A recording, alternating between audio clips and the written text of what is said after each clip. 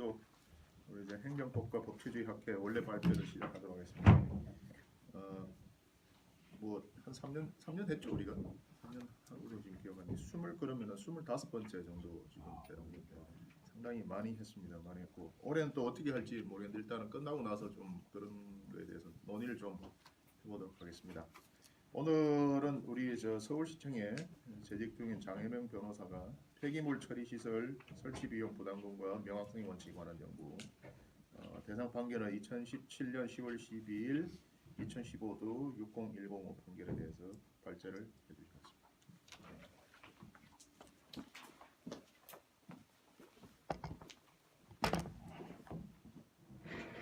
네, 안녕하세요. 방금 소개받은 서울시청 근무하고 있는 장혜명 변호사입니다. 오늘 제가 준비한 주제는 그 폐기물 처리시설 설치 비용 부담금과 명확성의 원칙에 관한 연구라고 제목은 잡았는데 제가 오늘 와서 제가 쓴 거를 다시 읽어보다 보니까 뭔가 연구라고 하기보다는 좀 그러니까 이 판결에서 쟁점이 되고 있는 부분에 대해서 어떤 것이 쟁점이 되는지 제가 좀 화두를 던지는 정도에 그친 것 같아서 여기에서 많이 미진한 부분이 있을 것 같은데 그 부분은 이제 제가 발제 마치고 토론자분 토론 듣고 또 함께 보완을 해주시길 부탁드립니다. 그러면 먼저 발표 시작하도록 하겠습니다. 그러니까 지금 제가 대상 판결로 삼은 그 2015도 60105 판결은 방금 말씀드린 바와 같이 부담금에 관한 부분인데 이제 부담금은 원래는 조세가 이제 헌법상 국민의 의무로 규정돼 있고 그래서 강제성을 수반하는 그러한 역할을 하고 있는데 이제 조세만으로는 재정 조달이나 정책 실현이 어려워지다 보니까 준조세 형태의 부담금 개념이 나오게 되고 그런데 이제 부담금 같은 경우는 대부분 이제 구체화를 하위 법령이나 조례에 위임을 하고 있습니다. 그래서 이제 제가 지금 대상 판결로 삼은 본 판결은 좀 명칭이 길어서 이제 이하에서는 폐기물 처리 시설 부담금이라고 말씀을 드릴 건데 이것과 관련해서 이제 대상 판결은 어떤 측면에서 분쟁이 이루어졌는지 그리고 이를 규율하는 입법이 지녀야 하는 명확성의 원칙의 한계는 어느 정도인지를 다루고 있습니다. 그래서 이하에서는 대상 판결의 사실관계와 판결 경과에 대해서 살펴보고 그리고 이제 폐기물 처리시설 부담금은 그 성격이 무엇인지도 보고 그리고 이제 이와 관련한 명확성의 원칙이 조례와의 관계에서 어느 정도로 구현되는지를 한번 살펴보도록 하겠습니다. 2페이지로 가셔서 대상 판결에 관한 소개를 드리겠습니다. 그러니까 간단하게 말씀드리면은 그러니까 폐기물 시설 촉진법에 따라서 이제 폐기물 처리 시설 부담금을 강남구청장이 부과했는데 그 사업 시행자인 SH공사가 그 부담금이 너무 과다하다는 이유로 해서 행정소송을 제기한 건이고 1심에서는 강남구청장의 처분이 일부 위법하다고 해서 일부 부분이 취소가 됐었는데 2심과 3심에서 그 1심 판결이 잘못됐다고 해서 완전히 강남구청장이 승소를 했던 사건입니다. 그래서 좀 자세한 내용은 이제 지금부터 살펴보도록 하겠습니다. 그러니까 당사자는 이제 원고는 SH공사고 이제 보금자리 주택 건설 등에 관한 특별법에 따라서 서울 강남구 수서동 유련동 작업동 1원에서 보금자리 주택 건설 사업을 하고 있는 사업 시행자입니다. 그리고 피고는 아까 말씀드린 바와 같이 강남구청장이고 폐기물 처리시설 부담금 부과 처분을 한 행정청입니다. 그래서 부담금 부과 경위를 보면 이제 폐기물 처리시설 부담금이 조금 생소하실 수 있어서 이제 관련 부분을 이제 1심 법원 판결문을 참조해서 좀 자세하게 적었는데요. 그러니까 이 사건 사업지구 면적은 30만 제곱미터 이상이기 때문에 이제 원고인 SH공사는 폐기물 처리시설 촉진법에 따라서 위 사업지구에서 발생하는 폐기물을 처리하기 위해서 폐기물 처리시설을 설치하거나 설치 비용에 해당하는 금액 이게 이제 폐기물 처리시설 부담금입니다. 이거를 지방자치단체장에게 납부할 의무가 있는데요.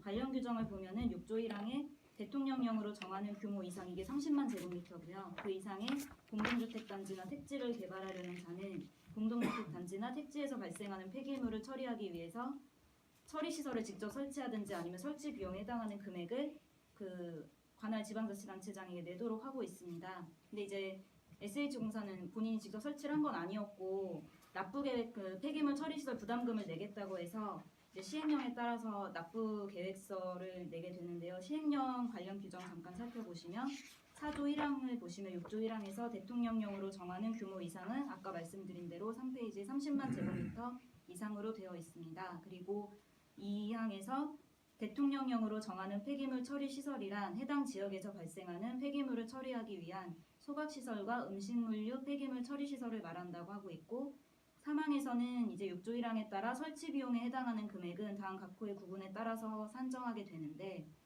그러니까 시설 부지의 매입에 드는 비용의 산정은 2항에 따른 소각시설과 음식물류 폐기물 처리시설의 부지 매입에 드는 비용이고, 2호에서 이제 다음 항목의 구분에 따른 시설의 설치에 드는 비용의 산정에서 소각시설 같은 경우에는 1일 처리 능력 200톤 규모의 소각시설을 설치하는 데 드는 비용의 톤당 단가에 택지에서 1일 발생 예상 폐기물량 중 재활용되는 폐기물량, 불연성 폐기물량, 가연성 폐기물 중 음식물 폐기물 처리시설에서 처리할 예정인 유기성 폐기물량을 뺀 폐기물 전량의 톤수를 곱한 금액, 이렇게는 나와 있는데, 그러니까 간단하게 말씀드리면은, 그러니까 음식물 폐기물에서 처리할 예정인 거를 제외한 나머지 그 폐기물을 이제 처리하는 데 드는 비용으로 보시면 될 것 같습니다. 그리고 음식물류 폐기물 처리시설은 말 그대로 1일 처리 능력 30톤 규모의 퇴비와 사료화 시설 설치하는 데 드는 비용의 톤당 단가에 택지에서 1일 발생 예상 폐기물량 중 음식물 등 유기성 폐기물 전량의 톤수를 곱한 금액이고, 근데 이제 더 구체적인 부분은 관할 자치구 조례로 정하도록 하고 있습니다. 그리고 5항에서 폐기물 처리시설에 대한 부담금을 그냥 이제 관할구청장이 부과할 수는 없기 때문에 이 사건 같은 경우 SH공사 같은 경우 납부금액을 내려는 자는 납부계획서를 그 개발사업 착공 전에 그 관할구청장에게 제출을 하도록 되어 있고, 납부계획서를 제출받은 구청장은 적정 여부를 확인하고 납부금액과 납부기한을 통보하도록 하고 있습니다. 그리고 나머지 부분은 그냥 참고로 보시면 될 것 같고, 4페이지에 보시면 강남구 폐기물 처리시설 설치 비용의 징수와 기금 설치 및 운영에 관한 조례 부분인데, 제가 6조를 넣었어야 되는데 어쨌든 여기에서 1심과 2심, 3심이 갈렸던 부분은 7조 부분이었기 때문에 제가 6조 부분은 따로 넣진 않았는데, 지금 있는 조문만 보시면 5조는 납부금액에 산정해서 사업시행자 납부금액은 시설의 부지 매입에 필요한 비용과 시설의 설치에 필요한 비용을 합한 금액으로 한다고 되어 있고, 7조에서는 2항을 보시면 이제 그러면은 소각시설 및 퇴비와 사료화 시설의 톤당 설치 비용 산정 방법은 이제 그런 설치 비용 산정이 어렵기 때문에 결국엔 유사 시설들의 평균 설치 비용을 기준으로 할 수밖에 없게 되고, 그 산정 방법을 보면 당해 연도에 완공 또는 완공 예정인 수도권 지역 시설의 톤당 평균 설치 비용을 기준으로 하되, 당해 연도에 완공 또는 완공 예정 시설이 없으면 최근 5년 이내 설치된 시설 중 최근 연도에 완공된 2개 시설의 평균 톤당 설치 비용을 적용한다고 해서 유사 시설과의 설치 비용을 비교해서 설치 비용을 산정을 하도록 하고 있습니다. 그래서 이러한 법령에 따라서 이제 SH공사는 이 사업지구 안에서 폐기물 처리시설을 설치하지 않고 부담금을 납부하기로 해서 강남구청장에게 부담금 납부 계획서를 제출을 했습니다.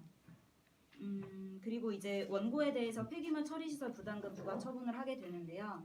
강남구청장 관련 사건에 관한 판결이 확정된 이후에 이제 부과 처분을 하게 되는데, 각주 입원을 보시면 이 관련 사건에 관한 판결 내용을 조금 주목해서 보셔야 하는 부분이, 그러니까 다른 그 강남 내에 있는 다른 지구에서 그러니까 한국토지주택공사가 그 폐기물 처리시설 부담금 납부 계획서를 제출을 했고, 이때 이제 피고가 이제 총 폐기물 발생량을 강남구의 총 인구수로 나누어서 산출한 강남구 1인당 1일 폐기물 발생량과 관련 사업지구의 계획 인구수를 곱하는 방법으로 해서 관련 사업지구의 1일 발생 예상 폐기물량을 산출해서 191억 원 정도를 부과를 했었습니다. 한국토지주택공사가 이에 불복을 한 바 있고, 피고는 이제 여기와 관련해서 이제 중요하게 나오는 부분이 5페이지 각주 부분에 나오는데요. 그러니까 강남구 평균 폐기물 원단위 발생량을 적용한 피고의 폐기물 발생량 산출 방법은 폐기물 발생량이 과다하게 추정되는 결과라고 합니다. 이게 왜 과다하다고 보냐면, 그러니까 주택단지이기 때문에 이제 강남구에서 발생하는 폐기물이 사실은 강남구에 주택만 있는 게 아니라 사업장들도 굉장히 많은데, 이 사업장에서 발생하는 폐기물 발생량을 전혀 제외하지 않고 강남구의 그 폐기물 발생량을 측정을 했기 때문에 이거는 너무 과다하게 들어간 거고, 최소한 사업장에서 나오는 폐기물 발생량은 예상 폐기물 발생량에서 제외를 했어야 된다는 게 이 관련 법원의 판결이었습니다. 그래서 결국에는 이 부담금 부과 처분이 전부 취소가 되었고요. 그래서 이 관련 판결이 확정되고 나서 당연히 이제 강남구청장은 5페이지 제일 상단에 사업장 폐기물 발생량을 제외한 강남구의 1일 생활 폐기물 발생량을 강남구의 총 인구수로 나누어서 산출한 방법으로 1일 발생 예상 폐기물 발생량을 산출을 했습니다. 그리고 나서 그를 기초로 해서 사업지구에 대한 폐기물 처리시설 부담금을 산정해서 한 115억 원 정도의 그 납부 예정 내역을 통보를 했고, 원고가 이제 이의 신청을 하니까 강남구청장은 일시납으로 폐기물 처리시설 부담금을 한 106억 원 정도를 부과하게 됩니다. 여기서 이제 항목별로 보시면 부지 매입비가 한 60억 정도 있는데 소각시설이 한 45억 정도, 음식물 처리시설이 15억 정도이고 시설 설치비가 45억입니다. 근데 여기서 사실은 부지 매입비는 물론 원고가 다투긴 했지만 큰 문제가 되지 않았고, 여기에서 이제 1심하고 고등법원, 대법원이 갈렸던 부분이 시설 설치비 부분입니다. 그래서 1심은 이 시설 설치비가 위법하다고 보았고 2심, 3심은 이 시설 설치비는 적정하다고 보아서 갈렸던 부분인데요. 그래서 피고의 부담금 산정 방법을 보면 이거는 사실 너무 기술적인 부분이긴 한데 뭐 어쨌든 한번 살펴보시면, 그러니까 이 사건 사업지구의 1일 발생 예상 폐기물 발생량을 산정하면서 이제 피고는 환경부가 발행한 통계 자료인 2010 전국 폐기물 발생 및 처리 현황을 기초로 해서 강남구를 표본 집단으로 선정을 했고, 그래서 강남구의 1일 생활 폐기물 발생량을 강남구의 총 인구수로 나누어 산출한 다음에 여기에서 이 사건 사업지구 계획 인구수에 곱하고 최대 변동 개수 1.3을 곱해서 산출을 했고, 이때 이제 발생량이 7.3톤 그리고 음식물 폐기물이 6.891톤이었습니다. 그래서 이제 이 7.3톤과 6.891톤을 기준으로 해서 부지 매입 비용을 산정을 하게 되는데요. 이 페이지에 보시면 피고는 폐기물 촉진법 시행령 4조 3항 그리고 이 사건 조례에 따라서 산출된 1일 발생 예상 폐기물량에다가 필요한 부지의 면적을 곱하고 여기에 다시 택지 조성 원가를 곱하게 됩니다. 그래서 밑에 표를 보시면 1일 발생 예상 폐기물량 아까 제가 말씀드린 대로 소각시설은 7.3, 음식물 처리시설은 6.891톤이 되고 필요한 부지 면적은 이제 소각시설의 경우 200제곱미터, 음식물 처리시설은 70제곱미터가 되고 조성 원가가 이제 한 312만 원 정도여서 이거를 곱하니 부지 매입 비용이 총 60억 정도가 나오는 결과가 나오게 되었습니다.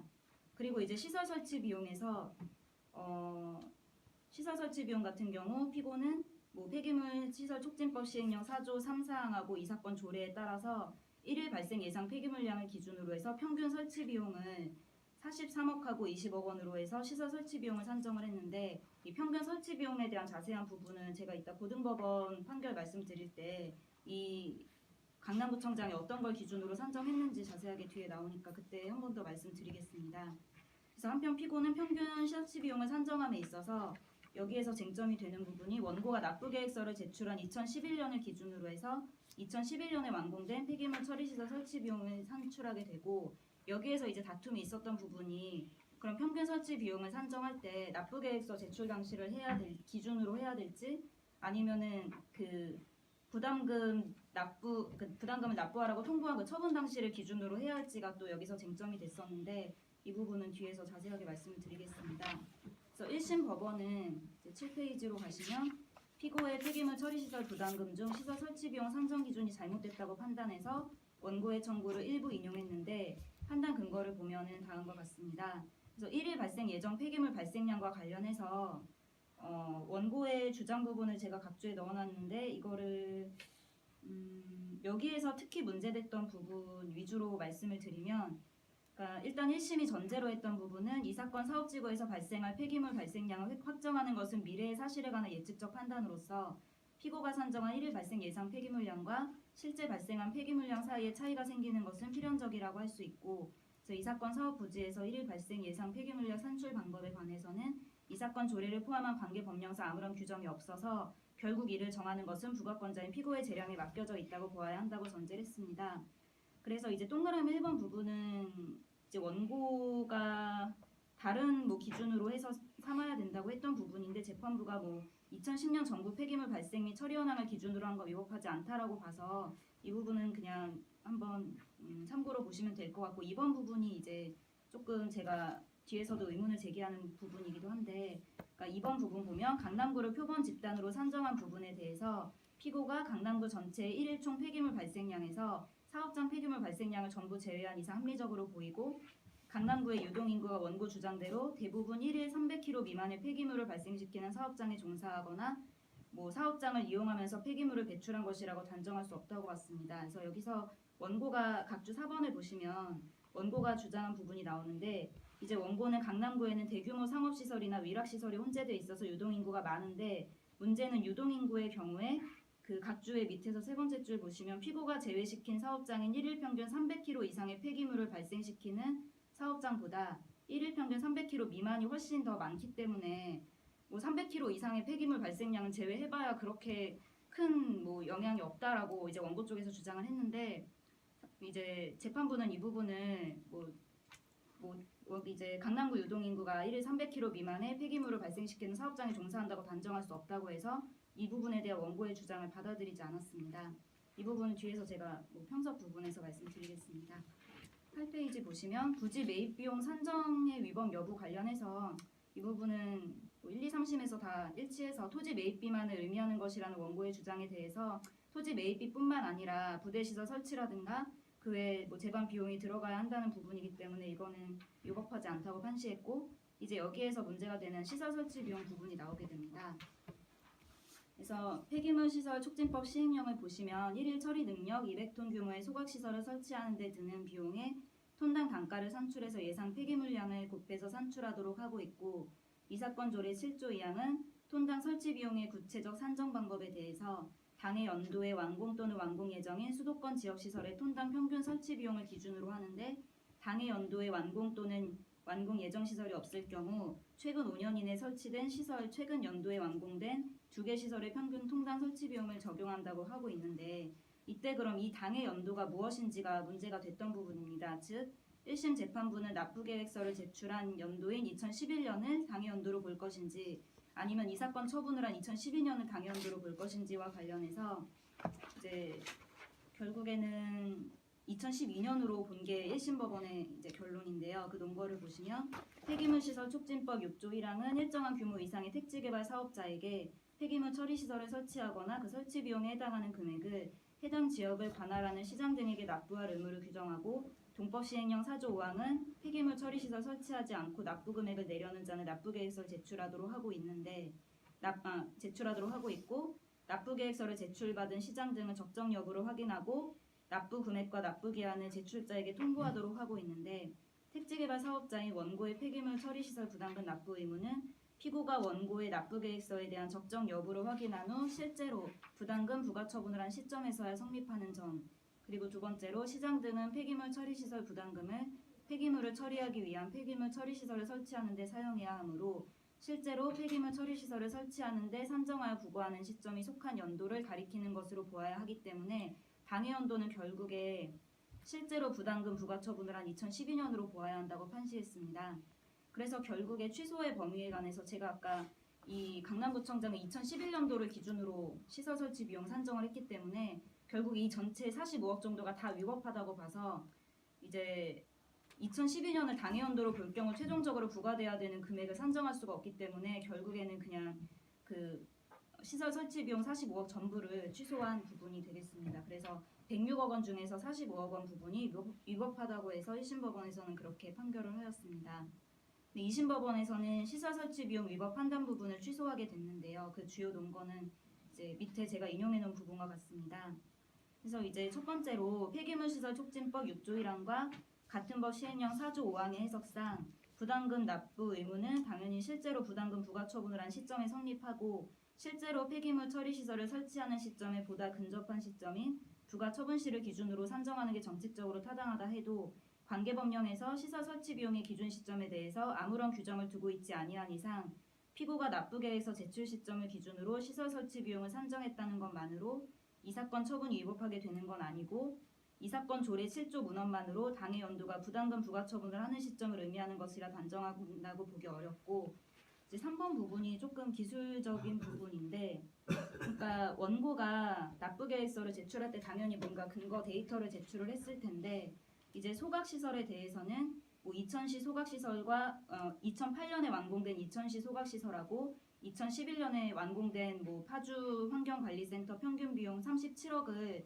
음식물 처리 시설에 대해서는 2011년 준공된 의정부시 음식물 지원화 시설과 뭐 2011년 준공된 광주화 시설 평균 비용 뭐를 적용하여 줄 것을 요청을 하고 이에 피고는 납부계획서가 제출된 2011년이 당해 연도임을 전제로 해서 2011년에 완공된 유일한 소각시설인 파주 운전환경관리센터의 시설 설치 비용을 이 사건 소각시설의 설치 비용 43억 원으로 그리고 43억 원은 아니에요. 어쨌든 지금 그 파주 운전환경관리센터 시설 설치 비용을 이 사건 소각시설의 설치 비용으로 하고 이제 2011년에 완공된 음식물 처리 시설을 이 사건 음식물 처리 시설 설치 비용으로 해서 결과적으로는 45억 원이 나왔는데 이제 5번 부분을 보시면 2012년 부분을 그러면 봤을 때 평균 설치 비용이 얼마인지 보면 46억 원이기 때문에 결국에는 원고가 제출한 대로 해도 오히려 2012년을 기준으로 하면 더 부담금이 많아지기 때문에 이 사건 처분에서 근거로 된 자료를 보더라도 원고가 어떤 불이익을 입었다고 볼 위험성이 있다고 볼 수 없다 이렇게 판단을 했습니다. 사실 이 부분은 조금 논란이 있긴 한데 그건 뒤에서 살펴보도록 하겠습니다. 그래서 대상 판결의 판시 사항을 보시면 대상 판결은 고등법원의 판단이 적법하다고 보았고 그 판시 사항은 이제 밑줄 부분 위주로 제가 말씀을 드리면 이제 첫 번째 판시 사항은 조세나 부담금은 당연히 자의적인 해석과 집행을 초래할 염려가 있기 때문에 그 법률 또는 위임에 따른 명령 규칙의 규정은 일의적이고 명확해야 합니다.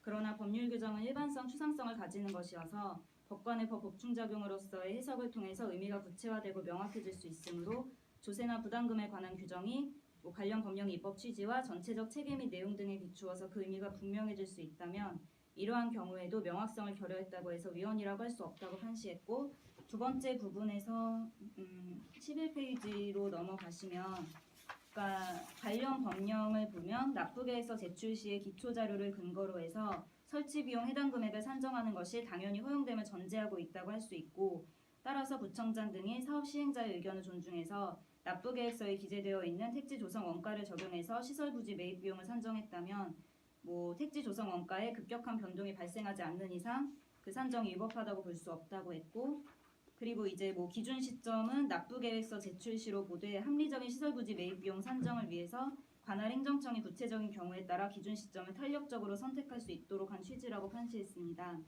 그리고 이제 세 번째 부분이 아까 문제됐던 시설 설치 비용 산정 부분 관련인데요.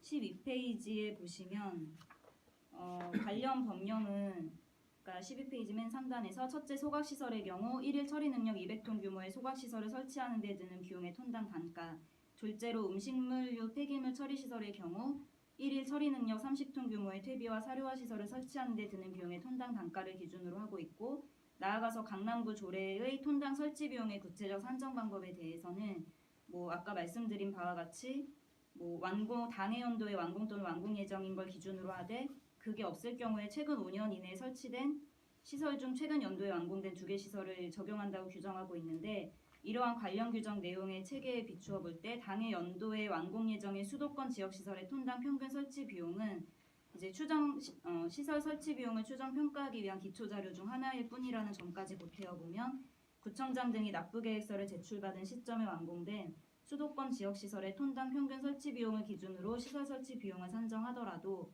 기초 자료에 급격한 변동이 발생해서 이러한 사정을 반영하지 아니한 조치가 현저히 불합리하다는 등의 특별한 사정이 없는 한 시설 설치 비용의 산정이 위법하다고 볼 수 없고 결국 당해 연도와 관련해선 통상 해석 방법에 의해서 가능하기 때문에 이 조례 조항이 명확성 원칙에 위배된다고 볼 수 없다고 대법원은 최종적으로 판단했습니다.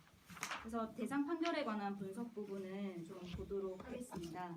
우선은 1심 법원, 2심 법원과 그리고 대법원 태도를 보기 전에 폐기물 처리시설 부담금 성격이 무엇인지 그리고 명확성의 원칙과 조례와의 관계 이 부분이 어떻게 되는지를 한번 살펴보고 그 다음에 대상 판결 태도를 보도록 하겠습니다.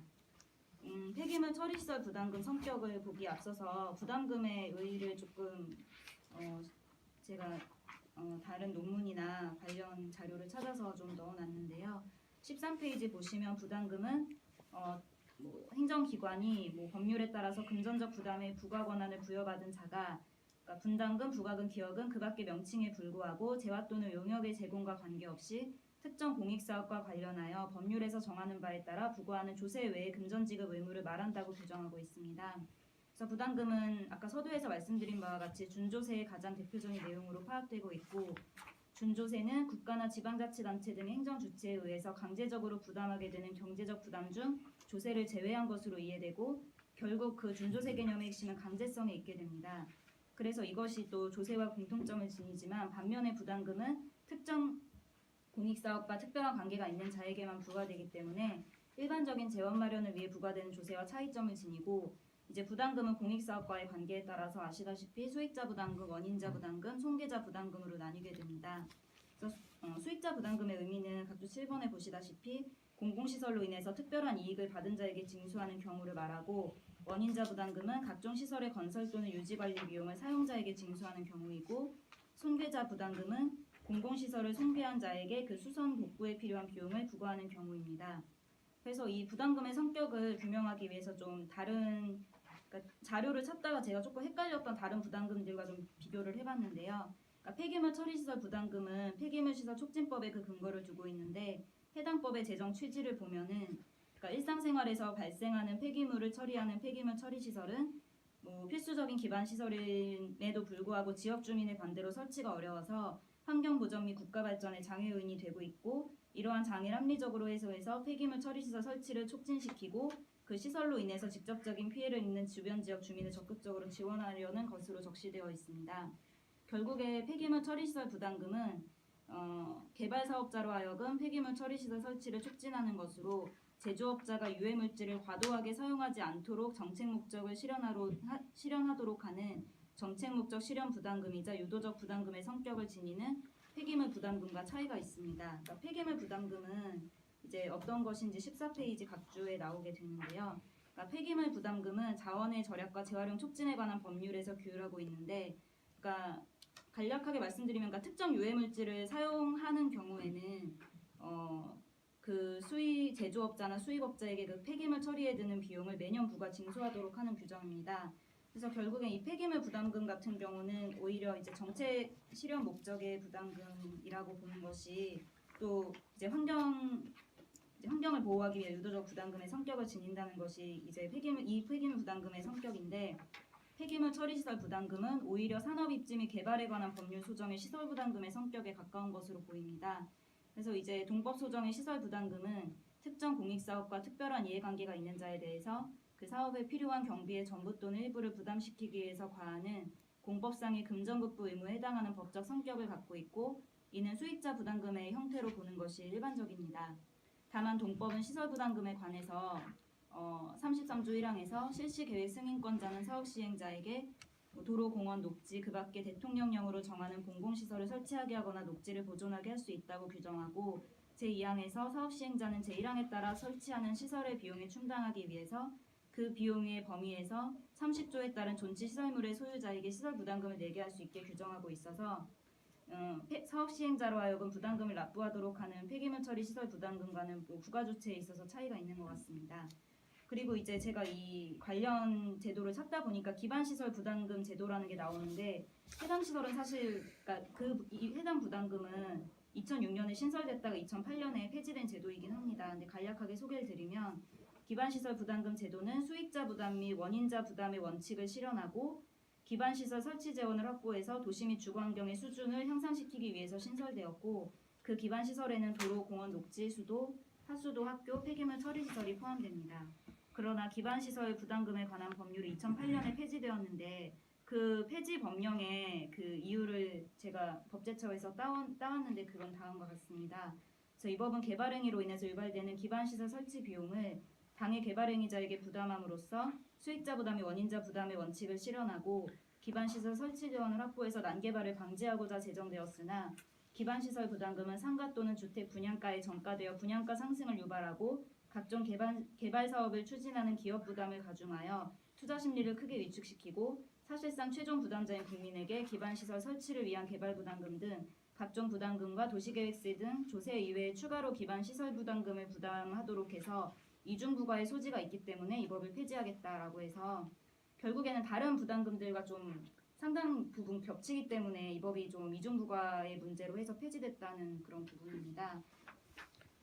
근데 이 기반시설 부담금에 관한 법률은 폐지가 되었지만 이러한 기반시설 설치 비용은 여전히 국토계획법 67조에 의해서 여전히 건축 행위자가 부담하도록 하고 있고 폐기물 처리시설 역시 기반시설에 해당한다는 면에서 결국 폐기물 처리시설 부담금은 이런 종전의 기반시설 부담금의 성격을 지니고 있는 것으로 보이고 이는 결국 수익자 및 원인자 부담금의 성격을 동시에 지니는 것으로 보입니다. 그래서 실제로 이미 폐지되긴 했지만 기반시설 부담금에 관한 법률은 동법 시행령을 통해서 납부 의무자 부담이 중복되지 않도록 납부 의무자가 직접 설치한 기반시설 설치 비용이 유사 목적의 다른 부담금 납부액을 공제하도록 하고 있었는데 이 직접 설치한 기반시설 및 유사 목적의 다른 부담금에는 폐기물 처리시설 부담금이 포함되어 있었습니다. 그래서 결국에는 폐기물 시설 부담금은 기반시설 설치 비용 부담금의 성격을 가지고 개발 사업으로 인한 이익을 향유함과 동시에 그 개발 사업의 원인을 제공한 자에게 부담하는 수익자 및 원인자 부담금의 성격을 지니는 것으로 보입니다.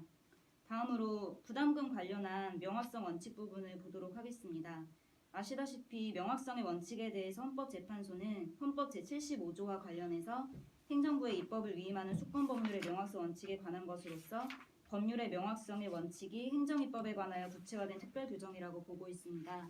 그리고 헌법재판소는 입법을 위임할 경우에 법률에 미리 대통령령으로 규정될 내용 및 범위의 기본사항을 구체적으로 규정해 둠으로써 행정권에 의한 자의적인 법률 해석과 집행을 방지하고 의회 입법과 법치주의 원칙을 달성하려는 입법 취지에 비추어 볼 때 구체적으로 범위를 정하여라는 것은 하위법규에 규정될 내용 및 범위의 기본사항이 가능한 한 구체적이고도 명확하게 규정돼 있어서 누구라도 당의 법률 자체로부터 대통령령 등에 규정될 대강을 예측할 수 있어야 하고 그 예측 가능성 유무는 특정 조항 하나만 가지고 판단할 게 아니라 관련 법조항 전체를 종합해서 판단하도록 하고 있습니다.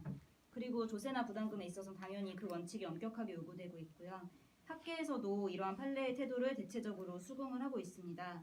그래서 위임입법은 위임의 목적, 내용, 범위와 그 위임에 따른 행정입법에서 준수해야 할 목표, 기준 등의 요소를 미리 규정해야 하는데 이러한 요소를 규정함에 있어서 예측 가능성을 확보해야 한다는 것이고 다만 판례의 입장에 대해서 비판적으로 제시되는 견해로는 위임의 명확성 여부는 예측 가능성의 기준에 일방적으로 의존해서는 안 되고 우선적으로 입법자가 행정부의 입법권을 위임함에 있어서 위임의 방향과 목적을 스스로 정함으로써 위임된 입법권 행사의 기본적 방침을 제시하고 있는가의 기준에 의해서 판단되어야 하고 이 과정에서 한편으로는 입법권의 위임을 제한하는 관점인 기본권적 중요성과 의회 입법 절차의 필요성, 다른 한편으로는 입법권의 위임을 정당화하는 관점인 사안의 특성을 종합적으로 고려해서 위임의 명확성 여부를 결정해야 한다고 이렇게 보고 있습니다. 그러니까 예측 가능성에만 기준을 두면 안 되고, 그러니까 위임의 목적이나 방향에 따라서 좀 위임의 명확성 여부가 좀 달라져야 하지 않나라는 게, 그러니까 예측만 가능한 뿐만이 아니라 그 법령이 가지는 어떤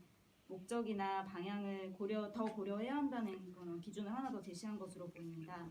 그래서 부담금 관련 위임입법 논의를 보면 부담금 관리 기본법은 4조에서 부담금의 부과에 근거가 되는 법률은 당연히 이제 여러 가지 면에서 구체적이고 명확하게 규정되어야 하고 다만 부과 요건 등의 세부적인 내용은 당의 법률이 구체적으로 범위를 정해서 위임한 바에 따라 대통령령, 총리령, 구령 또는 조례 규칙으로 규정할 수 있도록 하고 있습니다. 그래서 이와 관련해서 부담금 부과에 대한 법률이 근거 규정만을 두고 하위법령에서 부담금 부과 요건을 구체화하지 않고 있는 경우라든지 아니면 부담금 부과의 근거 법률에서 부담금 부과 요건을 구체화하지 않고 하위법령의 위임도 없는 경우엔 당연히 입법적인 보완이 필요할 것인데 다만 관련 법령의 해석 방법에 대해서 대법원은 손괴자 부담금과 관련한 판결에서 어느 시행령이나 조례의 규정이 모법에 저촉되는지 명백하지 않은 경우에는 모법과 시행령 또는 조례의 다른 규정들과 입법 취지 언역 등을 종합적으로 살펴서 모법에 합치된다는 해석도 가능한 경우라면 그 규정을 모법 위반으로 무효라고 선언해서는 안 된다. 이러한 법리는 국가의 법체계는 그 자체 통일체를 이루고 있는 것이므로 상하 규범 사이의 충돌은 최대한 배제되어야 한다는 원칙과 아울러서 민주법치국가에서 규범은 일반적으로 상위 규범에 합치할 것이라는 추정 원칙에 근거하고 있고 실제적으로도 하위 규범이 상위 규범에 저촉되어 무효라고 선언되는 경우에는 그로 인한 법적 혼란과 법적 불안정은 물론 그에 대체되는 새로운 규범이 제정될 때까지 법적 공백과 법적 방황은 상당히 심각할 것이므로 이러한 폐해를 회피하기 위해서도 필요하다고 판시했습니다. 결국에는 이제 명확성의 원칙이라는 기조하에 이제 그 명확성의 정도를 엄격하게 요구할 경우에 야기될 수 있는 부작용을 고려해서 좀 약간 넓게 판단을 하고 있는 것으로 보입니다. 그래서 위임입법과 조례와의 관계에 대한 논의를 간단하게 보시면 그러니까 명확성의 원칙과 관련해서는 이제 입법, 사법, 행정부에 대해서 일정한 기능을 하고 있는데 사법부는 온갖 수단을 이용해도 불명확성을 구체화할 수 없는 경우엔 최후의 수단으로 법률에 대한 무효를 선언하게 되는데 그렇다고 해서 명확성의 원칙이 항상 구체적 사항을 규정할 것을 의미하는 건 아닙니다. 헌법재판소는 다양한 사실관계를 규율하거나 사실관계가 수시로 변화될 것이 예상될 때에는 위임의 명확성 요건을 다소 완화하고 있는데 이는 다양한 이익의 비교 교량을 가능하게 해서 명확성 원칙이 공익과 사익을 조정하는 기능을 할 수 있음을 의미합니다. 이는 중앙정부와 지방자치단체 간의 입법 역할에 대한 분담을 입법자가 명확하게 확정해 주어야 한다는 것을 도출해내고 있고 그러한 차원에서 위임입법과 조례의 관계도 이해되어야 할 것입니다. 또한 지방자치단체의 조례에 대해서는 포괄적 위임이 허용되는데 이는 자치 입법권을 입법권의 일부와 행정권의 일부가 전례된 것으로 보고 이에 따라서 부분사회의 자율규율로서 다양성을 내포시키는 것이 이론적으로 도출된다는 견해가 있습니다. 그러니까 결국에는 명확성의 원칙과 조례와의 관계에서 볼 때 그러니까 조례에 대해서 포괄적 위임이 허용이 되는 측면에서 또 명확성 원칙을 이해해야지, 그러니까 이해해야 된다는 그런 논의를 소개를 드린 부분이고 대상 판결에서 각급 법원의 태도 분석을 간단히 보도록 하겠습니다. 각급 법원 해석이 일치한 부분은 아까 제가 말씀드린 그 300kg 미만 사업장에 종사하는 등이 밝혀지지 않은 이상에는 300kg 이상의 폐기물을 발생시키는 사업장만 반영했다 해도 위법하지 않다고 판시했고 이제 고등법원이나 대법원도 동일하다고 보았습니다. 결국에 이제 명확성의 원칙은 집행자의 자의적인 법 해석과 집행을 방지하기 위한 제도이기 때문에 그 방지만 가능하다면 예측 가능성이 다소 떨어지더라도 위법하다고 볼 수 없다고 한 것입니다. 다만 이 사업장의 기준과 관련해서는 비판적인 논의가 존재를 하는데 아까 그 1심 판결에서는 사실은 유동인구의 대부분이 300kg 미만에 종사한다는 자료가 없어서 결국에는 300kg 이상만 제외하는 것이 위법하지 않다고 보았는데 사실 300kg 이상만 제외하게 된 배경에는 폐기물관리법 시행령 2조 7호에서 사업장 폐기물은 1일 평균 300kg 이상을 배출하는 사업장만을 포함하도록 규정을 하고 있어서 아마 산정할 때 결국엔 300kg 이상만 제외하도록 이제 강남구청장도 결국엔 폐기물관리법 시행령에 따라 그렇게 예상 폐기물량을 잡았던 것 같은데 이제 문제는 그 다른 논문을 보면 그러니까 그 강남 보금자리 주택지구를 중심으로 한 폐기물 처리시설 설치 부담금 산정 모형 연구라는 논문을 보면 강남구 종사자 규모별 기준에 의하면 사업장 폐기물 통계에 포함되는 것으로 추정되는 업체의 종사자 수는 강남구 전체 종사자 수의 22.3%에 불과하다고 합니다.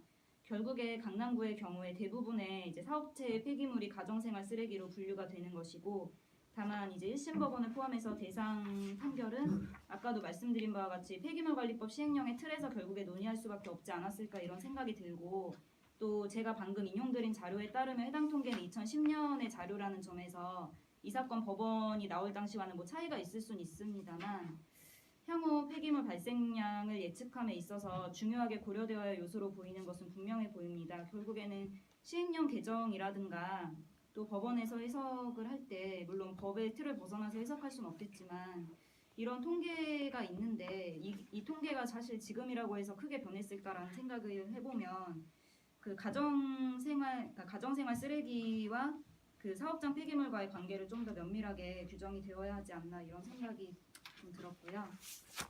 그다음에 각급 법원이 태도를 달리한 부분이 이제 시설 설치 비용 부분인데 결국에는 여러 차례 말씀드린 바와 같이 당해연도의 해석이 이제 납부계획서를 제출한 시점으로 볼 거냐 아니면 부가처분을 한 시점으로 볼 거냐라고 했을 때 1심 법원은 부가처분을 한 시점으로 보았던 것이고 다만 고등법원은 뭐 관계법령에서 설치 비용의 기준 시점에 대해서 규정을 두고 있지 않고 피고 역시 납부계획서를 제출했을 당시를 기준으로 해서 피고 역시 납부계획서를 제출했을 당시를 기준으로 시설 설치 비용을 산정한 점을 들어서 납부계획서 제출 시점을 당해 연도로 해석을 했고 그 아까도 말씀드렸다시피 부가처분 시점이 2012년을 기준으로 하게 되면 오히려 시설 설치 비용이 그 46억 원 정도로 더 증가하게 되기 때문에 그 논거를 들어서 오히려 시설 설치 비용이 위법하지 않다고 판시했습니다. 그래서 이 부분과 관련한 명확성의 원칙을 보면 우선 대상 판결의 태도는 그간 판례가 유지해왔던 명확성의 원칙의 범위에서 크게 벗어나진 않는다는 것으로 보입니다. 명확성의 원칙이 아까 말씀드린 바와 같이 이제 문헌에서 바로 해당 법령의 의미가 나와야 된다는 게 아니라 보충적인 법 해석이 개입이 되어서 그 개입이 있을 때 예측 가능성이 담보되면 적법하다는 것이기 때문에 결국엔 최소한의 명확성을 요구한다는 것입니다. 특히 조성원가와 관련해서 법령과 조례의 다른 규정들을 종합적으로 해석하면 사업자가 제출한 계획서에 따라서 이를 산정한다는 취지이기 때문에 조성원가 기준 시점이 정해져 있지 않아도 명확성 원칙에 위배되지 않는다는 판시는 결국에 보충적인 법 해석이 가미된 부분입니다. 그래서 이와 관련해서 부담금 부과 처분 시점이 아니라 납부계에서 제출 당시를 기준으로 산정한 게 유법하다고 본 1심 법원의 판시는 그러니까 행정법의 일반 원칙인 행정처분의 적법성을 당해 처분시를 기준으로 해야 한다는 걸 엄격하게 적용한 부분인데 다만 강남구청장이 시설 설치 비용 산정할 때 그냥 임의로 하는 게 아니라 결국에 원고가 제출하는 납부계획서를 전제로 해서 산정을 할 텐데 그거를 고려하지 않고 그냥 행정처분 당시를 기준으로 해야 한다고 이렇게 좀 기계적으로 법 적용을 한 게 아닌가라는 그런 개인적인 생각이 들었습니다.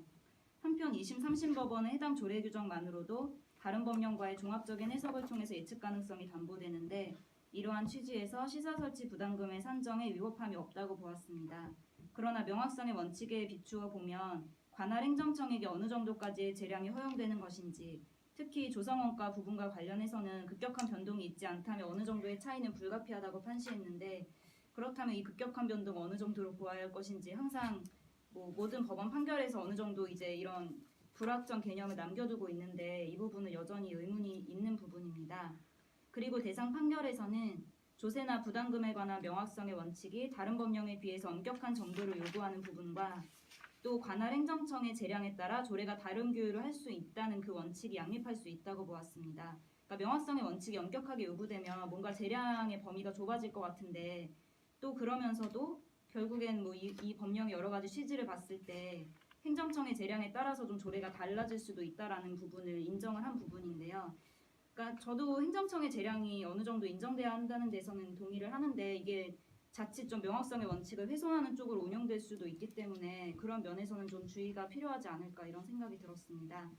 마지막 결론 부분입니다. 그래서 조세나 부담금의 운용은 국민들의 생활에 있어서 밀접하게 연관되는 중요한 문제고 그렇기 때문에 아까 말씀드렸다시피 행정관청의 재량을 인정하는 것도 필요하지만 형식적인 법치주의, 그러니까 그냥 위임이 법률 요구의 원칙이라든가 이런 거를 지키기 위해서 그냥 형식적으로만 법을 규정해 놓고 국민들이 실제로 왜 내가 조세를 내야 되는지 부담금을 내야 되는지 이런 것들을 전혀 예측하거나 해석이 어렵다면 결국에 조세법률주의의 완전한 실현은 요원하다고 볼 수밖에 없을 것입니다.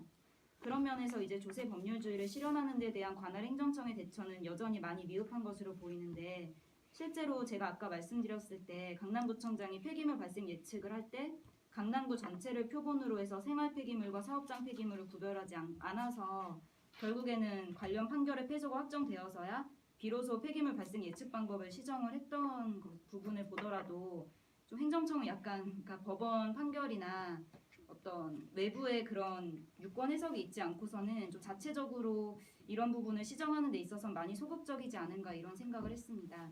그래서 물론 입법이 모든 것을 세밀하게 규율할 수는 없기 때문에 입법과 그 위임을 받은 하위 법령이나 조례가 행정청의 집행 기준을 정함에 있어서 자의적인 법 집행을 막을 수 있도록 예측 가능성을 확보하자는 것이 명확성 원칙의 본질이고 상위 법령이 개정되지 않는 이상 그 위임을 받아서 집행하는 관할 행정청이 현실과 법이 맞지 않는다고 해서 법에 맞지 않게 조례를 개정하는 것은 지금까지의 상황을 보면 굉장히 기대하기 어려운 것 같습니다. 제가 방금 말씀드린 사업장의 그런 개념도 그렇고 결국에는 조세법률주의 실현이 이루어지려면 그걸 관할 행정청에게만 기댈 것이 아니라 상위 법률이나 법령의 제정 단계에서부터 좀 신중하게 좀 이루어져야 되지 않을까 그런 생각을 했습니다. 그래서 본 대상 판결이 제가 제기한 이런 우려가 완전히 불식되진 않지만 그럼에도 불구하고 부담금과 명확성 원칙의 관계 그리고 조례가 준수해야 하는 명확성 원칙이 어디까지인지를 재확인하였다는 점 그리고 향후 관련 법령과 조례가 어떤 방향으로 나아가야 하는지에 관해서 시사점을 제시했다는 점에서 그 의미를 찾을 수 있다고 보았습니다. 이상으로 발제 마치도록 하겠습니다. 감사합니다. 바로 우리 박성희 변호사의 지정 토론 있겠습니다. 지정 토론 가져왔어요?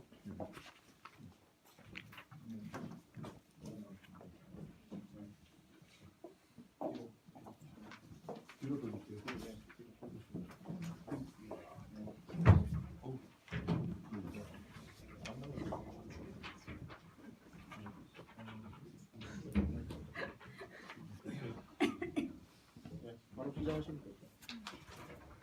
저는 장유명 변호사님 강좌를 들었습니다. 저는 총 3가지 토론사를 준비했는데요. 첫 번째로는 각급 법원 판단에 차이가 있었던 시설 설치 비용 산정 기준에 대한 판단이고요. 다음으로는 위임입법 관련해서 명확성 원칙을 엄격하게 해석하면 열거될 수 있는 법적 공백 때문에 대법원과 1심이 이렇게 차이가 있었다고 생각하는데 그 부분. 그리고 마지막으로는 자치 입법권을 보장하는 취지에서 조례에 포괄 위임이 되고 있는데 이것이 명확성 원칙과 어떤 관계가 있는지입니다. 첫 장의 이제 1심 판결 부분은 납부 계획서를 제출한 시점을 산정 시점으로 보는 것이 위법하다고 한 부분이고, 대법원 판결은 여러 가지 논거를 들면서 계획서 제출 시를 기준으로 판단을 해도 정확히 위법하다고 볼 수는 없다라고 했습니다. 그래서 3페이지에 토론사항을 보시면 제가 이 판례를 분석하고 나서 기사 검색을 많이 해봤는데요. 이렇게 폐기물 처리 시설 설치 부담금 관련해서 소송이랑 분쟁, 신문 기사가 전국적으로 엄청 많더라고요. 대구, 울산도 있고. 그래서 또 주장하는 게 이 판례에서는 지금 SH공사가 처분시를 기준으로 하자고 했지만 또 다른 기사에서 보면 LH공사는 계획서를 제출한 시점을 주장하는 경우도 있어서 이게 일반화된 건 아니고 케이스마다 다르다고 생각을 했어요. 그래서 대법원 판례의 논거 중 그리고 고등법원 논거 중 제가 좀 의문이 있는 부분은 이제 대법원은 구청장이 사업 시행자의 의견을 존중해서 납부 계획서에 기재되어 있는 택지 조성 원가를 적용해서 비용을 산정하면 현저히 불합리한 특별한 사정이 없는 한 위법하다고 볼 수는 없다라고 했는데요. 사업 시행자가 납부 계획서를 제출하면서 사업을 시행하겠다는 의미지 이게 그 계획서 제출 시점을 기준으로 부가금 산출하는 것까지 동의하는 것인지도 의문이 들고요. 또 두 번째 2심 법원에서 말했던 오히려 원고가 주장하는 것처럼 산정을 하게 되면은 비용이 증가하기 때문에 원고가 어떤 불이익을 입었거나 입게 될 위험성이 없다라고 했습니다. 그런데 이러한 사정이 저는 굉장히 우연한 사정에 불과했다고 보이는데요. 그러니까 주변 지역에 시설이 설치되거나 안 되거나 문을 닫거나 하는 상황에 따라 비용 산정이 달라질 수 있음에도 명확성 원칙이 이렇게 강하게 요구되는 부담금 액수 산정에 있어서 위법성을 판단하면서 원고가 불이익을 입게 될 위험성이 있다고 볼 수 없기 때문에 위법하다고 볼 수는 없다라고 하여 행정청의 재량을 너무 넓게 인정한 것이 아닌지 의문이 듭니다.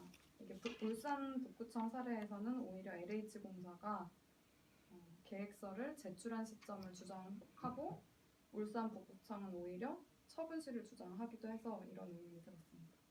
다음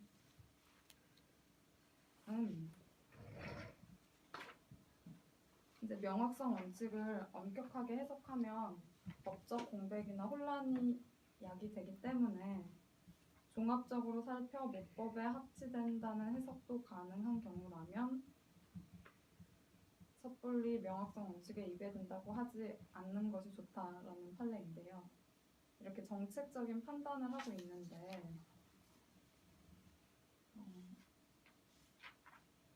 대상 판결과 달리 1심 판결은 당해년도를 처분에 위법 판단이 되는 처분시라는 원칙에 보다 입각하고 있습니다.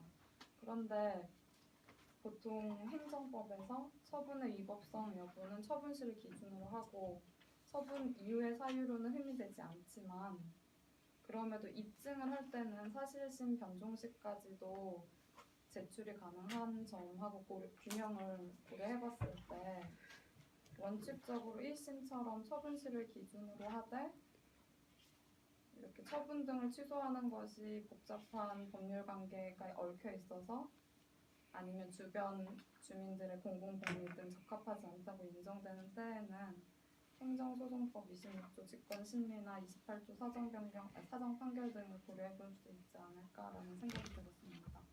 왜냐하면 기초 자료의 급격한 변동이 발생하는 특별한 사정 이런 것을 입증하기가 너무 어렵고 이 개념 자체에 또 한 번의 불확실한 개념이 들어있다고 생각을 했기 때문입니다. 그 다음에 조례의 자치 입법권을 보장하기 때문에 조례의 포괄 위임이 가능하다고 보고 있는데 이 조례의 특징과 명확성의 근본 정신이 사안에 따라 상충되기도 하는 것 같습니다. 그래서 발제자분께서도 이런 부분에 주의가 필요할 것이다 라고 하셨는데요. 양자를 조화롭게 실현하려면 이의제기나 사정 변경 신고 절차 등 절차적 투명성이나 최소한의 이런 보장을 입법 자체에서 미리 마련을 하면 어떨까 하는 개인적인 생각이 있어서 적시했고요. 발제자분의 의견이 궁금합니다. 네, 바로 이어서 근데 지금 지정 토론물 지금 봤죠? 네, 지금 보고 있는 제가 오늘 거예요. 작성했습니다. 네? 오늘 방금 전에 아, 근데 그나마 좀 바꿔.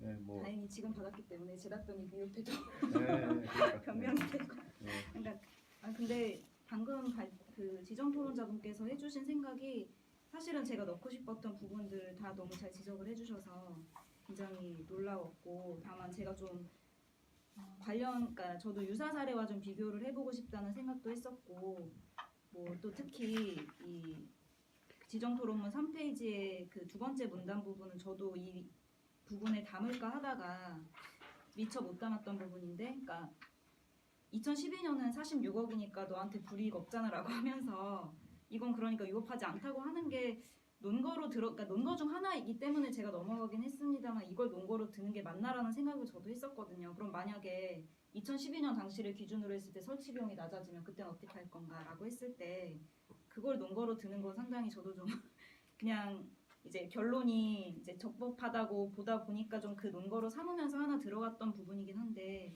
저도 거기에 대해서는 상당히 좀 의문을 가지고 있던 부분이어서 저도 그 부분은 굉장히 동의합니다. 그래서 이제 파란색으로 표시해 주신 거 위주로 제가 지금 제 생각을 말씀을 드리면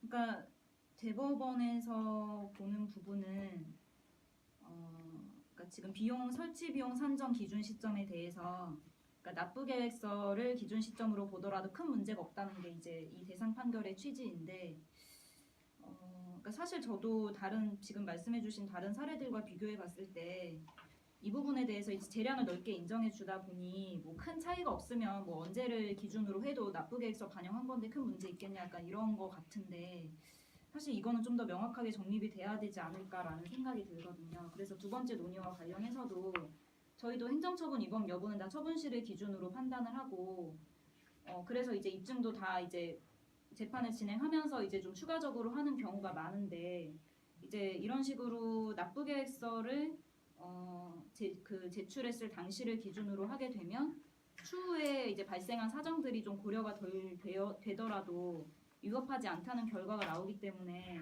이 부분은 좀 위험하긴 한데 사실 그러니까 1심 법원에서도 비슷한 얘기가 나왔던 것 같은데 뭐 그러면은 처분 당시를 기준으로 했을 때 얼마인지 모르기 때문에 전부 취소하겠다라는 판결이 있었잖아요. 그래서 사실은 법원에서도 그러면은 그러니까 납부 계획서를 기준 시점으로 했을 때 이게 위법하다는 걸 논증하기 위해선 그럼 처분시를 기준으로 했을 때 얼마다라는 약간 그런 구체적인 논거를 들어야 되는데 사실 그 비용 산정이 너무 어렵기 때문에 결국에는 이런 재량이라는 이런 틀 안에서 봤을 때 뭐 큰 차이가 없으면 위법하다고 볼 정도는 아니다라고 하면서 이제 나오는 게 제가 아까 뭐 여기 지정 토론문에도 써 있는 법적 공백을 뭐 방지하기 위한 차원에서 뭐 모법에 심각하게 위배되지 않으면 명확성의 원칙에 어긋나는 게 아니다라고 판시를 했던 부분인데요. 저도 사실 이 부분은 조금 그러니까 법원의 현실적인 그 판단에 한계가 있다고 생각하지만 그 부분에 대해서는 좀 보완이 더 필요하지 않을까 이 생각은 했었습니다. 사실은 부담금 납부하는 주체 입장에서는 법원이 이렇게 인정해 버리면 사실 어떤 주장을 해도 법원이 그렇게 위법하진 않으니까 뭐 이 처분은 적법하다라고 보면은 이거를 다투는 실익이 있을까 사실 이 생각마저도 좀 들었기 때문에 그랬던 부분이고 이건 결과적으로는 뭐 2012년 당시보다는 뭐 납부 금액이 적다고 하니 결과적으로 뭐 이분들한테 그게 없다고 해도 그래서 저도 이 부분에 대해서는 그런 생각이 들었고 위임입법 관련해서도 그래서 지정 토론자분께서 지정해 주신 바와 같이 법원에서 직권 심리를 제가 알기로도 하고는 있습니다만 그래도 그러니까 이런 관련 자료나 이런 관련 법령을 찾을 때 결국에는 원피고가 주장하는 바에 좀 의존하는 부분이 상당히 많기 때문에 사실 이런 직권심리 제도라든가 또 사정판결 제도가 좀 제대로 활용이 되려면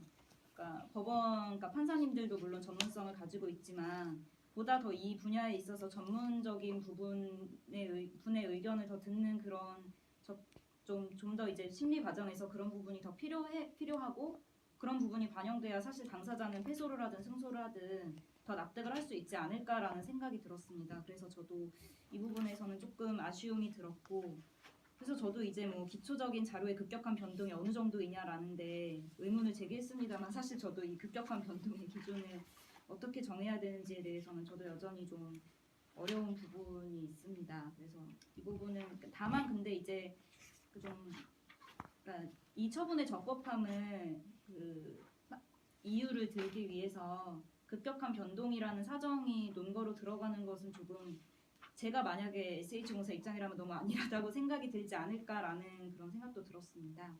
그리고 5페이지 부분의 명확성 원칙과 조례의 포괄적 위임도 사실 제가 이 부분을 좀 더 자세하게 다루었어야 하는데 제가 화두만 던지고 좀 무책임하게 나온 듯한 부분이 있는데 그러니까 그래서 저도 지금 우려가 되는 부분이 그러니까 법령에서 조례에 위임을 하고 조례가 이제 포괄 위임 원칙에 따라서 뭐 각 지자체의 사정에 따라 뭐 다양하게 규율할 수 있도록 하는 부분은 저도 동의를 하고 이해도 하는 부분인데 다만 이것을 이제 명확성의 원칙에서 국민들이 과연 이 조례를 보고 그러면은 얼마나 뭐 법관의 보충적인 법 해석이 개입되면은 이 정도면은 적법하다라고 보는데 이게 과연 국민들 입장에서 좀 납득이 될까라는 부분에서 저도 좀 우려가 있었던 부분이고 다만 저도 지금 좀 굉장히 비판적으로만 말씀을 드리지만 저도 만약에 제가 법관의 입장이었을 때 이런 조례들이 다 위법하다고 판시를 하고자 했을 때 이제 뭐 발생할 그런 법적 공백이나 혼란을 생각을 하면 또 법원에서는 이런 조례의 위법성, 그러니까 조례가 무효라는 것을 선언하기까지는 굉장히 신중할 수밖에 없지 않을까 이 생각도 들었습니다. 그래서 제가 계속 그러니까 명확한 답은 못 드리고 계속 그러니까 저도 그냥 문제점을 같이 공유하는 정도에서만 답변을 드릴 수밖에 없을 것 같은데 이 부분은 또 다른 분들의 생각을 들어가면서 좀 더 보충이 필요할 것 같습니다. 이상입니다.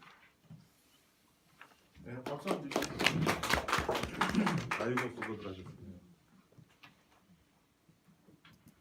그러니까 2011년도는 45억 9천, 네네네. 2012년도는 아니니까 46억 8천인가? 7천. 네, 46억 7천 정도. 네.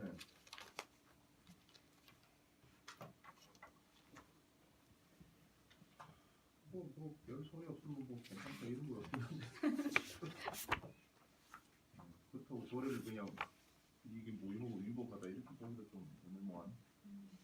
형님 좀 편을 좀 들어준 것 같긴 한데. 어떻습니까? 예. 근데 난 이거 보면서 느껴지는 게 뭐냐면 아까 왜 전국적으로 이런 케이스가 네. 소송 케이스가 많다고 했잖아요. 네네. 나는 이 환경법규를 집행하는 지금 서울시도 아니고 강남구도 아니고 예컨대 뭐 지역적인 차별을 두자는 게 아니라 그 담당하는 공무원의 전문성으로 봤을 때 과연 이걸 정확하게 계산해낼 수가 있을까? 이제 그러는 것이 근본적인 문제인 것 같아요. 왜냐하면 환경행정이라는 고도의 전문화 기술화되고 있는데 그것을 따라가는 지자체 공무원들이 과연 그걸 감당해낼 수 있을까? 난 감당하지 못한다고 생각합니다. 그러니까 강남구의 경우에도 처음에는 오죽하면 일일 폐기물 발생량을 사업장 폐기물까지 포함시켜서 그 사람들 아무 생각 없는 거죠 그냥. 근데 이제 그러면 이게 이제 분권에 따라서 지자체가 더 많은 권한을 갖는다고 했을 때 과연 이렇게 전문적이고 기술적인 분야에 대한 행정을 제대로 할 수 있을 만한 준비가 되었을까? 사실 아까 그 장혜명 변호사도 얘기했지만 법원도 사실은 전문성 문제에 있어서 그게 계획서 제출 시가 기준 시점이 돼야 되느냐 아니면 처분 시가 돼야 되느냐에 대해서 그것을 장단점을 비교하고 보다 더 면밀하게 분석한 다음에 결론을 내릴 수 있는 상관 심지어 대법원도 그러니까 1심 법원은 나도 좀 이상하다고 생각하는 부분이 있어요. 왜냐하면 2012년이 아니라 2011년을 기준한 거 위법하다 그러는데 사실 뭐 횟수가 더 가면 물가가 오르고 더 비싸지는 게 현실이고 다만 기준 시점을 잘못 잡아서 위법하다니까 전체를 취소하니까 원고로서는 뭐 좀 생기는 부분이 있긴 하죠, 그죠? 물론 그렇긴 하지만 이제 그런 생각이 좀 들고 그래서 야 이게 나는 뭐 이제 법리적인 문제도 있지만 아까 말씀드린 대로 이 과연 지자체에서 이런 걸 과연 앞으로 계속해서 제대로 담당해낼 수 있을까 그런 생각. 서울시도 사실은 쉽지 않을 것 같아요 이게 변호사를 보고 되는 사람은 몰라도 이 계산하는 방법이 이게 그리고 조례를 봐도 이게 뭘 기준으로 해서 내가 구체적으로 해야 되느냐. 물론 원심 판결이나 아니면 대상 판결은 막 그 정도면 아주 이상한 불명확한 규정도 아니고 그 정도라면 또 행정청이 뭐 기준 시점을 뭐 명확한 규정이 없으니까 이렇게 하든 저렇게 하든 뭐 그 위법한 건 아니라고 봐야 되지 않느냐 이런 어떤 입장은 그 이해가 되긴 하지만 아무튼 상당히 그 우리 행정 현실과 관련해서 보면 상당히 그 문제가 있는 이제 그런 부분이 아닌가 그 생각이 듭니다. 아 근데 저는 어떤 생각이 드냐면요. 이렇게 두 사람 같이 젊고 유능한 사람이니까 이 판결을 손대지 나는 이거 행정판례연구에서 발표할 수는 없다고 생각해요. 이게 왜냐하면 법리적인 문제. 그러니까 예를 들어서 그 사람 뭐 명확성 원칙이나 위임비법 이 정도 얘기하지 이게 구체적으로 어떤 계산 방법에서 어떻게 나와야 되고 나 그 사람 그 건드릴 그러니까 이런 사람들이 하는 거예요. 이게. 이 사람들이기 때문에 이걸 할 수 있는 거라고 이 판결에 대한 평가나 이런 분석도 그런 점에서 보면 우리 학회가 상당히 의미가 있는 거지. 어? 아주 두 사람 너무나 잘했습니다. 이 지금 폐기물 촉진법 폐기물 처리소 설치 촉진 및 주변적 지원 등에 관한 법. 저렇게 길어. 줄여가지고 폐기물 시설 촉진법입니다. 네. 이 관할이 지금 환경부죠, 그러니까. 네네. 이게 전국적으로 이런 사건 많으면 환경부에서 다른 거 필요 없고 이거 계산하는 이거 그냥 왜냐면- 산정 모형 연구 이런 거 해서 그냥 연구 영역 줘가지고 딱 하나 그냥 딱 나오면은 그걸 가지고 이제 입법화 해가지고 밑에다 시행 규칙이나 이런데 별표에다가 집어넣으면 뭐 그런 딱 좋을 것 같은데. 그러면 그냥 뭐 그거 가지고 수직 계산하고 업자도 그냥 그거 따라서 하고 이러면 딱 될 것 같은데. 그렇게 나오겠지. 예. 그러니까 아니 여기 보니까 참고 문헌 중에 하나 그런 게 있는 것 같은데. 네, 경제학 석사 논문입니다. 경제학 석사 논문입니다. 아 경제학 석사 논문 뭐 있는 것 같은데 아까 보니까. 네. 누구였더라? 아 여기 있네. 각주 18번 네. 맞네 그래가지고 네. 정완범 폐기물 처리 시설 설치 부담금 관정 모형 연구. 딱 이 사례를 타겟으로 하여 분석하신 논문인데 아 그래? 이제 이거는 이 대법원 판결 나오기 전에 전에. 사업장까지 포함했을 때 당시 판결을 기준으로 해서 이제 판단을 했던 논문이고 이거는 워낙 최근 판례이기 때문에 아직은 저도 이 사람 들으면서 드는 의문이 네. 이걸 왜 조례에 정하게 했을까?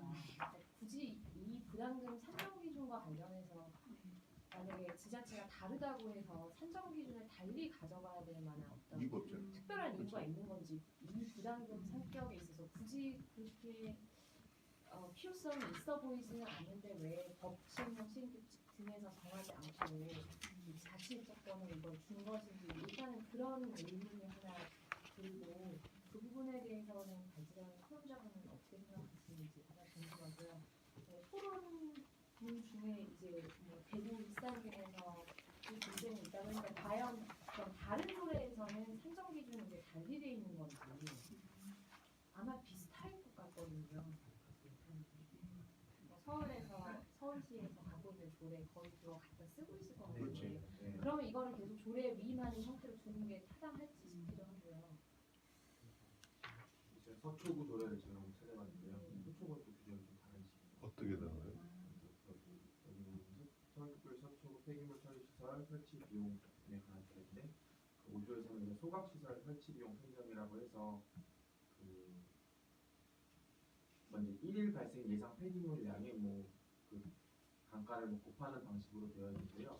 납부 계획서 작성일을 기준으로 하여 환경부에서 최근 연도에 발간한 전국 폐기물 발생 및 처리 현황에서 뭐 이런 식으로 규정을 해서 약간 강남구보다는 명확하게 했네. 네, 규정을 해놓은 것 같아서 서초구 우리 서초구 사는데 아 거기 명확하게 해놨네. 그래서 그런 문제를 사실은 강남구에서 다시 한번 봤더니 그 판결 이후에 뭐 별도 개정은 하진 않았더라고요. 뭐 구청장이 바빠서 뭐 따님 때문에 뭐 되더라고. 그 9페이지 아니고 질문한 거 먼저 대답하고. 아, 네.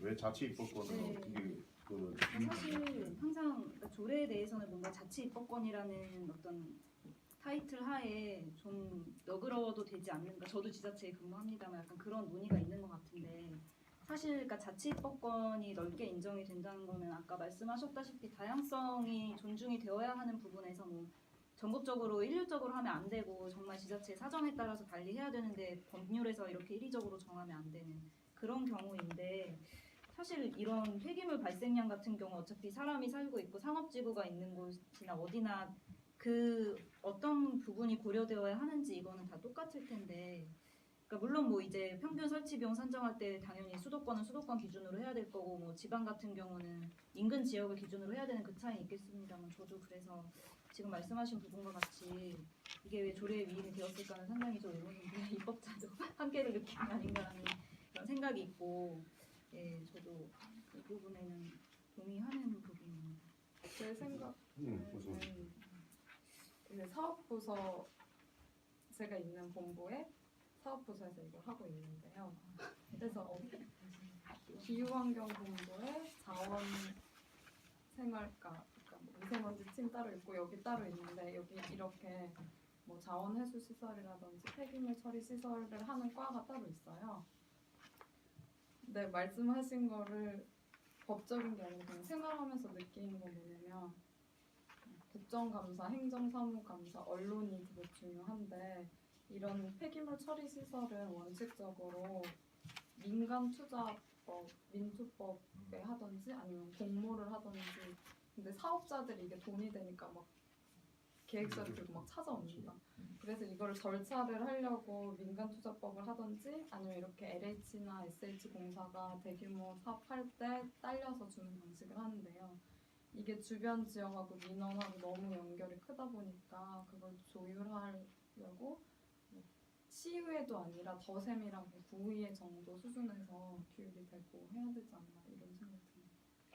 그게 이제 그런 여러 가지 요인이 있을 것 같은데 제가 왜 이게 왜 조례로 정했을까? 그럼 아까 다양성을 존중한다는 의미인데 그 존중한다는 의미보다는 다양성이 존재하기 때문이다. 왜냐하면 그 사실 폐기물 발생량이라는 게 전국적으로 동일하지가 않아요. 어떤 자치단체는 예를 들어서 음식물 폐기물이 많고 어떤 자치단 아까 강남구 얘기했지만 강남구 같은 경우에는 상대적으로 사업장 폐기물의 비중이 높고 그래서 300kg 이상만 포함시키고 그런 거 있지 않습니까? 그러니까 이게 자치단체별로 너무나 폐기물 리사이클링도 많이 되는 부분도 있고 그러니까 사실은 이 문제를 전국적인 기준에 의해서 물론 가이드라인이 있어요. 아까 왜 그 환경부 일정 부분 관여하는 부분이 있는데 또 상당한 부분은 또 자치단체별로 사정들이 너무나 다르기 때문에 그런 것을 고려하지 않을 수 없다라는 것도 있습니다. 이해관계가 엄청 얽혀있는 것 같아요. 사업자 입장에선 돈이 되고 주민들은 싫고 뭐 국가나 시청 입장에서는 이게 특혜를 줬다는 의혹도 생기고 그래서 그렇죠. 더 세밀하게 권한을 아예 이양하는 게 편한 측면이 이제 소각 시설 같은 경우에는 지금 얘기했던 민주법에 따라서 사업자들이 컨소시엄 만들어가지고 자기들이 제안하는 사업으로 많이 들어오거든요. 그게 또 이제 구 단위에서는 그게 상당히 큰 문제가 될 수도 있고 뭐 그런 것도 하나의 요인일 수도 있고 하여튼 여러 가지가 있어서 불가피하게 조례로 좀 정해야 될 부분들이 좀 있지 않나 하는 생각이 듭니다. 이 폐기물 안에 비닐도 들어가죠. 그렇지. 아니 지금 아파트에 이번에 문제된 게 그거 아니에요. 4월 1일부터 비닐 재활용 비닐을 다 그냥 다 붙여놨고 우리 집 아파트도 붙여놨거든요. 근데 어떤 데는 또 그거 안 붙여놨거든요 지금. 그러니까 뭐 재활용 되는 건 다 받아주겠다. 우리 집 같은 경우는 4월 1일부터 일단 비닐은 무조건 종량제 봉투에 다 담아라 이러거든요. 이 업자들 입장에서는 그 비닐이 지금 이게 처리하는데 돈이 많이 들어가니까 그런데 일반 주민들은 모르는 거예요. 이게 왜 지자체별로 다 다르냐 이렇게 이제 그 신문에 났거든요 지금. 왜 다르고 왜 처리 비용이 우리는 많이 들어가고 이쪽은 왜 적게 들어가냐. 그래서 지금 좀 더 이게 뿔따고 나가지고 입대회에다가 막 집어넣고 막 그런 상황이거든요 지금.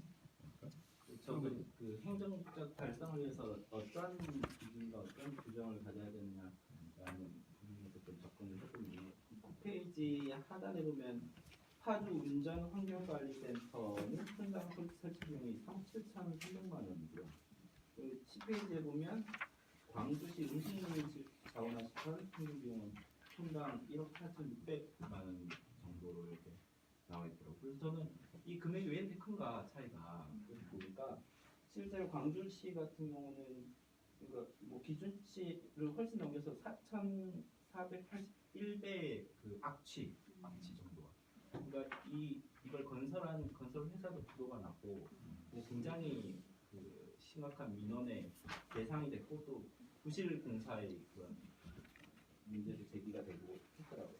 그래서 이 음식물 자원화를 어떤 식으로 하느냐가 그 공장의 방식이 한 20가지 넘게 예를 들면 TBR을 하느냐 아니면 뭐 사료화를 하느냐 또 습식으로 하느냐 건식으로 하느냐 뭐 바이오식으로 하느냐 수십 가지의 방식이 있기 때문에 이거를 어떤 그 이 행복주택 이 단지에 어떤 그 음식물 자원화 시설이 들어와야 되고 또 어느 정도 품질의 그 시설이 돌아가야 되고 또 어떤 형태로 들어와야 되는지에 대해서 단순하게 그 조례 7조 2항의 설치 비용 산정 방법은 뭐 이렇게 한다라는 것 자체가 행정 목적을 달성하기 위해서 합리적이고 타당하게 규정된 규정이 전혀 아닌 것 같아요. 그래서 교수님 지적하시는 대로 이게 그런 행정청에 이게 담당자가 많지 않은데 그냥 이런의 기준으로 금액을 산정하고자 이렇게 만들었지만 실제로 목적도 달성 못하고 문제도 계속 발생하고 하기 때문에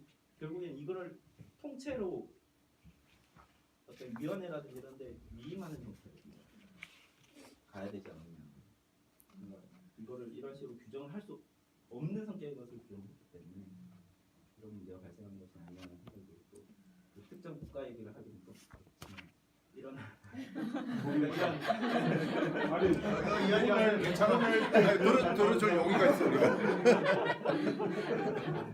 그러니까 어떤 마을에 여러 가지 그 자원화를 한다든지 아니면 친환경 에너지를 그 이제 계획을 한다든지 할 때 그 온 마을 그리고 대학 그리고 연구소 기업이 다 한 자리에 모여가지고 그걸 어떤 걸 할지 또 어떤 방향을 할지에 대해서 고민을 하더라고요. 근데 그걸 주도를 또 대학에서 고교 같은 경우는 대학에서도 주도하는 게 특색이고 하기 때문에 규정할 수 없는 걸 규정했기 때문에 발생한 문제가 아닌가. 그러니까 아마 이제 그 지자체의 환경 문제 해결, 지자체 환경 문제 이제 아까도 얘기했지만 소각 시설이나 뭐 재활용 시설만 해도 무지무지하게 많은 종류. 소각 시설도 보니까 종류가 엄청 무슨 방식해서 내 집에 생전 처음 들어보는 그런 그 방식들이 굉장히 많기 때문에 이게 이제 전체적으로 봤을 때 그 자치단체에서 폐기물, 근데 폐기물 분야로 국한시켜 보면 폐기물 처리와 관련돼서 그 처리를 어떤 식으로 해야 되느냐, 또 행정 업무는 어떤 식으로 수행이 돼야 되느냐에 대해서 지금 얘기했지만 그게 사실 거버넌스의 문제거든요. 이게 공무원이 혼자 앉아서는 도저히 해결할 수 없는, 그러니까 대학도 들어와야 되고 연구소도 들어와야 되고 또 전문가도 들어와야 되고 뭐 여러 가지 주민들, 그건 사실은 우리한테 숙제를 던지는 문제입니다. 앞으로 우리가 좀 더 세련된 세상에서 살려면 공무원들을 혼자 가지고는 그 초대 두리뭉실하게 만들어. 다행히 그래도 법원에서 뭐 그냥 아주 이상한 거 빼놓고는 그냥 가자. 이제 우리나라에 적정한 선에서 타협한 거지 지금. 우리가 볼 때 문제가 많은데. 제가 하나 우리 박송희 변호사 질문인데 그 환경 관련해서 음식물 처리를 용기에 담아서 그냥 이렇게 음식물 수거통 있잖아 아파트인데 이렇게 담아서 음식물을 가져가는 거나 지금 집은 어떻게 하냐면 음식물 그 봉투에 담아가지고 따로 용기에다가 이렇게 그렇게 하더라고요 보니까. 그 왜 다른 거예요 근데? 이 양자가 처리 비용이 다를 거라고. 왜냐면 입장에서는 요즘은 옛날에는 어떻게 하냐면 음식물 쓰레기 봉투에 다 담았다고 옛날에는. 근데 이게 다 없어진 상황이거든요. 그래서 따로 음식물 통이 있어가지고 그 안에 삑삑삑삑 눌러가지고 열려서 그냥 음식물 담으면 옛날에 이렇게 털어서 버렸는데. 네, 그랬는데 지금 이상하게 그래서 다 비닐로 채버리죠 요즘은. 네, 근데 근데 파주 있다가 고향을 오니까 일산을 오니까 일산에는 아직도 비닐봉투를 쓰더라니까요. 음식물 쓰레기 봉투를 계속 사서 거기다 담아서 그렇게 하더라니까요. 그러니까 이 처리 비용이나 방법이나 이게 차이가 있는 거잖아요. 지금 어떤 형태로 차이가 있을 거라는 거고. 그 다음에 환경 문제 해결하는데도 어떤 형태로도 제가 생각에는 파주 방식이 나을 것 같은데. 왜냐면 이것 때문에 이 각 지역별로 지금 아까 파주 운정하고 지금 광주시가 이만큼 톤당 처리 비용 이만큼 차이 나는 거 아니냐 이거지 제 말은. 그러니까 지자체별로 다 차이가 나니까 사람들이 왜 저희 옆 동네는 저렇게 하는데 여기는 왜 이렇게 하냐. 왜 환경을 좀 아시니까 혹시 어느 게 좋은지를 제가 그래서 물어보는 거예요. 근데 저 옛날에는 이렇게 생각을 했는데 사업 부서에 가서 같이 막 회의 들어가고 그러니까 이렇게 생각을 해서 하는 게 아니라 표심을 잡으려고 정책을 만들고 통일성을 만들려고 하는 게 아닌가. 그러니까 그런 봉투 같은 것도 이렇게 하다가 갑자기 우리 봉투 없애기 하는데 다른 데서 봉투 쓰면 이거 말 안 되잖아. 그럼 없애. 그럼 그냥 쫙 없애는 거예요. 그렇게 일이 되더라고요. 그래서 그러다 또 언론에서 문제 터지면은 또 다시 갑자기, 만들고. 만들고 파주는 그런 어떻게 보는 거예요? 파주는요 그 음식물 그 수거통 있는데 거기다가 카드 딱 대고 그냥 그 음식물만 버리면 그렇지, 되거든요. 그랬었지. 다 그렇게 우리 돼. 동네는 또 저기 비닐봉지에 딱 해서 거기다 따로 봐. 예, 그렇게 버리는 게 아니고. 우리도 지금도 지금은 이제 이사 와서 그렇게 돼. 예, 그러니까 이게 지금 사람들이 이거 왜 이렇게 하냐? 이 비닐봉지를 다시 사서 거기다 다시 넣어서 버려야지. 끈을 묶어서 그 따로 버리니까 이게 이중으로 이제 부담이 되는 거지. 왜 그 사냐 이거야? 그냥 따로 용기통 하나 만들어가지고 거기다가 그냥 왜냐면 그것만 빼서 들고 가면은 사료를 준다든지 뭐 퇴비를 한다든지 이렇게 하면 훨씬 편한데 비닐 자체를 제 생각에는 아마 비닐로 하게 되면 그건 아마 매립할 것 같아요. 매립할까? 아니면 그걸 다시 다 풀어야 된다는 그걸 거예요. 풀어야지. 언제 다 풉니까? 지금 안 그래도 비닐 이게 재활용 안 되는 것도 안에 막 섞여 나오니까 못 한다. 이게 단가 높아가니까 안 한다고 지금 막아놓은 건데. 그 교수님 말씀하신 것처럼 이렇게 바꾸려고 네. 지난주 회의에 회의했다고? 그게 나왔어. 이해가 안 돼요. 그런 방식 자체가. 중앙정부에서 좀 지침을 뭐 법률로 하든 정확하게 해야 될 것 같아요. 환경에 그렇게 지장을 준다면 지자체에서 각자 알아서 하는 게 각자 알아서 할 건 아닌 것 같아. 이 처리 방식 이거는. 비용이 뭐 얼마 들고 이거는 있을 것 같은데 그 다음에 지자체별로 예를 들어가지고 산업 쓰레기가 많이 나오는 게 없고 폐기물이 그런 지역들이 좀 있거든요. 근데 그거는 좀 뭐 설치 소각 시설에 대한 뭐 다른 기준이 다를 수 있긴 한데 그냥 냅두고 지자체별로 니네들 알아서 다 해라. 쓰레기 봉투를 쓰든 아니면 그냥 용기에다 그냥 갖다 버리든 뭐 이게 말이 안 돼. 제가 보건데. 정권 바뀌기 전에는 환경부랑 제 입장이 대립이 많이 됐대요. 서울시 하는 모든 정책들이. 근데 이제 정권이 바뀌고서는 모든 게 다 협조적이라서 이런 비닐 문제, 자원회수, 미세 문제 다 이제 정부 주도로 이렇게 바뀌려고 하고 기준이 좀 통일돼. 그렇게 옛날부터 건의는 했는데 박근혜 정부 때는 계속 안 되다가 이제는 다 반영을 해서 정부 정책으로 나와요. 청와대도 잘한다고. 저희 이제 든 생각이 일단은 폐기물 관리법하고 말씀 주신 현실적인 이유들이 다 반영이 돼서 그런 것 같은데 폐기물 관리법, 폐기물 시설 촉진법, 뭐 국토계획법, 지방자치법을 전체적으로 보면은 폐기물 시설 설치 계획 수립도 지자체장이 하는 거고 그다음에 뭐 설치 운영도 기본적으로 지자체가 하는 건데 이제 경우에 따라서 이제 위탁 줄 수 있는 거고 이제 본인이 이권의 경우에도 원칙대로 하면은 본인이 비용 부담해서 계획을 수립을 해가지고 어떤 폐기물 시설이 필요한지 세워가지고 설치 비용 해야 되는 건데 택지 개발 사업하니까 너가 수익도 없고 원인도 부담 있으니까 네가 부담해라. 설치하거나 아니면 비용을 부담해라. 이런 구조가 되는 것 같거든요.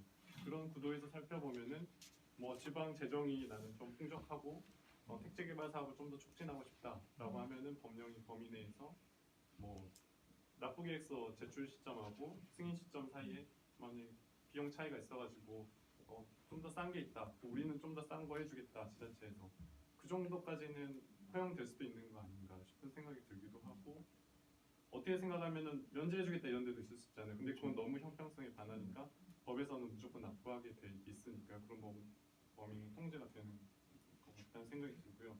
그리고 또 여기서는 이 1년 정도 차이가 났잖아요. 근데 아까 각주에 나온 사례를 보니까 한 석 달 만에 승인이 났더라고요.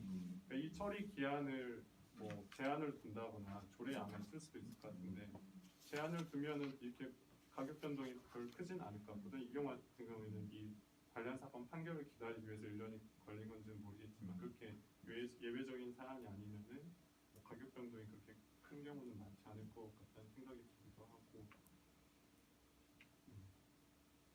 들었습니다. 아 그리고 참 그 폐기물 시설 설치 사업 관련해 가지고 그 환경부라든지 환경공단 같은 데가 뭐 이런 시설 설치하는 절차라든가 방법이라든가 어떤 시설에 들어가는 비용 계산 방식이라든가 국고보조금 신청을 위해서 그 표준적인 작업을 어느 정도는 하고 있고 그 과정에서 환경공단 통해 가지고 지원이 되고 있다라는 건 어느 정도 있는 것 같고요.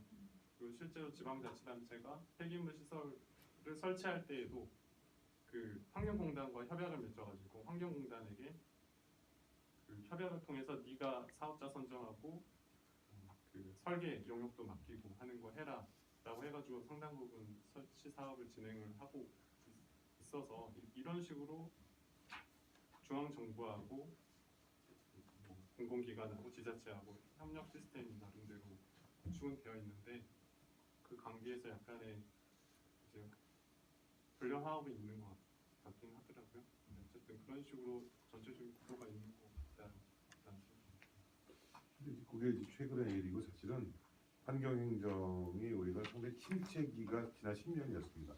이명박 정부 시절부터 박근혜 정부에 이르기까지 이명박 시절에는 청와대에서도 환경비서관 제도도 없어버렸거든요. 그러니까 사실은 환경 문제 별 신경을 안 썼고 미세먼지 마찬가지고.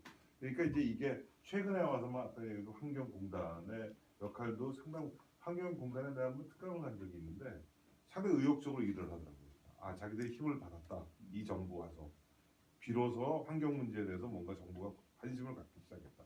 그러니까 지금보다는 아무래도 좀 이런 문제들이 덜 좀 생기지 않을까라는 생각이 듭니다. 그럼 더 시대적인 변화도 좀 고려사항이 아닌가 싶어요. 우리는 하긴 뭐 독일은 사실 환경 문제 진짜 뭐 엄청 뭐라 그래야 되나 하여튼 뭐 열심히죠 사실. 그러다 보니까 맨날 뭐 여름 되면 벌레랑 같이 살아. 예전에 막 밥하고 있는데 막 위에서 막 나방이 돌아다니고 막 예전에 그랬는데 아 얘네들은 왜 이렇게 사나 그랬는데 뭐 사실 뭐 어떻게 보면 좀 심하다 그럴 수 있는데 우리는 너무 좀 사실 뭐 지금까지는 좀 등한시했죠. 요즘 미세먼지 때문에 이제 며칠 그러니까 사람들이 이제 막 이게 좀 해결하라 그러는데 사실 미세먼지 서로 해결하라 그래놓고 뭐 서로 다 미세먼지 내뿜고 있고 그러니까 좀 문제도 심각하죠 사실. 이게 좀 기술적인 내용 같아가지고 아까 우리 장혜영 변호사 부담금 이야기를 아까 성격을 말씀하셨는데 부담금이 성격에 따라서 이게 뭐 명확한 원칙이 강도나 뭐 내용이 좀 달라질 수가 있어요. 근데? 저도 네, 그러니까 아까 정책 목적, 뭐 유도 목적, 뭐 아니면 원인자, 손괴자, 뭐 수익 이런 게 있긴 한데 물론 이제 성격에 따라서 다르니까 이렇게 성격 나오긴 하는데 이 사안에서 명확한 원칙하고는 뭐 이렇게 어떤 부담금은 좀 더 세게, 어떤 부담금은 좀 약하게 뭐 이런 게 있을 수가 있나요? 근데 저도 그 부분은 오랜만에 오셔가지고 교수님 말씀하신 것처럼 저는 뭐 행정법학교 이런 데서는 도대체 통할 수 없는